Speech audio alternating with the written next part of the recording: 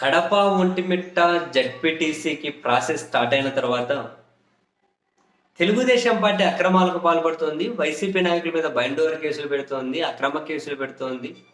వాళ్ళు విచ్చలవిడితనం ప్రదర్శిస్తూ ఉన్నారు. నిబంధనలు ఉల్లంఘిస్తూ ఉన్నారు. కొందరి పోలీసులను ఇక్కడ నుంచి తప్పించి ఎన్నికల బాధ్యతల నుంచి తప్పించండి అని హైకోర్టులో వైసీపీ వాళ్ళు పిటిషన్లు వేశారు. హైకోర్టు ఏమనింది? ఎన్నికల ప్రాసెస్ స్టార్ట్ అయిపోయింది కాబట్టి మేము జోక్యం చేసుకోలేము అన్నారు. ఆ తర్వాత మళ్ళీ ఇంకొక పిటిషన్ వేశారు.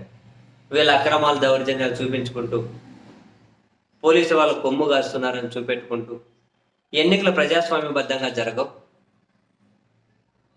కాబట్టి కనీసం ఇక్కడ ఒకరిద్దరు పోలీస్ అధికారులను మార్చి వేరే వాళ్ళని పంపించండి అని. ఎన్నికల ప్రాసెస్ స్టార్ట్ అయిపోయింది, మేము జోక్యం చేసుకోలేము అన్నారు. వైసీపీ మళ్ళీ పిటిషన్ వేసింది.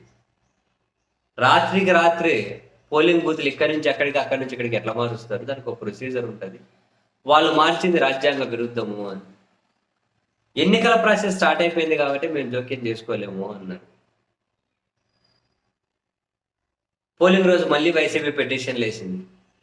ఏమేం దారుణాలు జరుగుతున్నాయి, ఏంది, ఇక్కడ మళ్ళీ రీపోలింగ్ జరిపించండి అని నిన్న వాళ్ళు మళ్ళీ పిటిషన్లు వేశారు.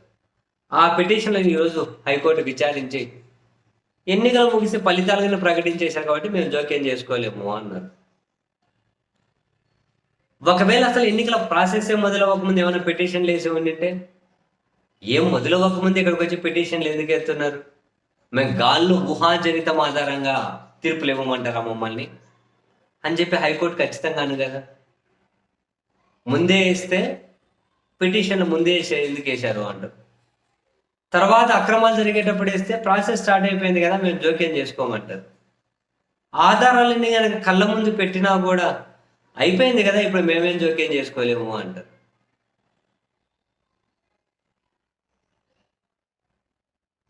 ఏంటిది?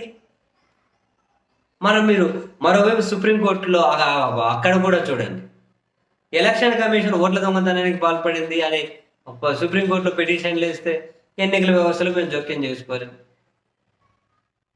లేదు వాళ్ళు సక్రమంగానే ఉన్నామంటున్నారు. ఇంకోటి ఎక్కడ అదిగో ఎలక్షన్ కమిషన్ మేము ఓటర్ లిస్ట్ ఇవ్వమని చెప్పండి అని సుప్రీంకోర్టు అడిగితే మేము జోక్యం చేసుకోలేము.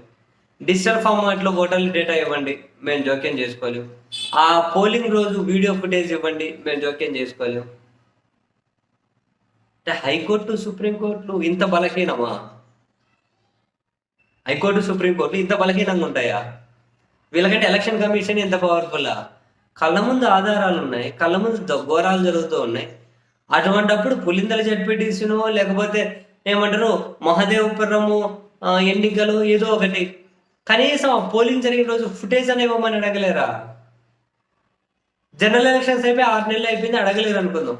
పులిందల జడ్పీటీసీ ఎన్నికలు మొదలనే కదా అయింది. 2 రోజులుగా నా వీడియో ఫుటేజ్ భద్రపరిచి ఉండరా? ఆ వీడియో ఫుటేజ్ బయట పెట్టండి, పరిశీలిస్తామని కోర్టు వారు అనరా? దేనికోసం అంటే ఏం చేస్తారు మామూలుగా వీళ్ళు అంటే తెలియక అడుగుతారు. ఒక వ్యక్తి మీద, కొందరు వ్యక్తుల మీద, కొన్ని పార్టీల మీద తీర్పులు ఇవ్వడం తప్ప ఇంత సీరియస్ ఇష్యూలో మొత్తం ప్రజాస్వామ్యమే బలిపీఠం మీద ఎక్కుతూ ఉన్నప్పుడు కూడా న్యాయస్థానాలు స్పందించే తీరు నిజంగానే ఆశ్చర్యం కలిగిస్తుంది. అంటే ఎప్పుడు జోక్యం చేసుకుంటారు? జోక్యం చేసుకునే హక్కు లేదా మీకు? అంటే ఎలక్షన్ కమిషనే సుప్రీమా? వాళ్ళు ఏం బుద్ధి పడితే అది చేసుకోవచ్చా?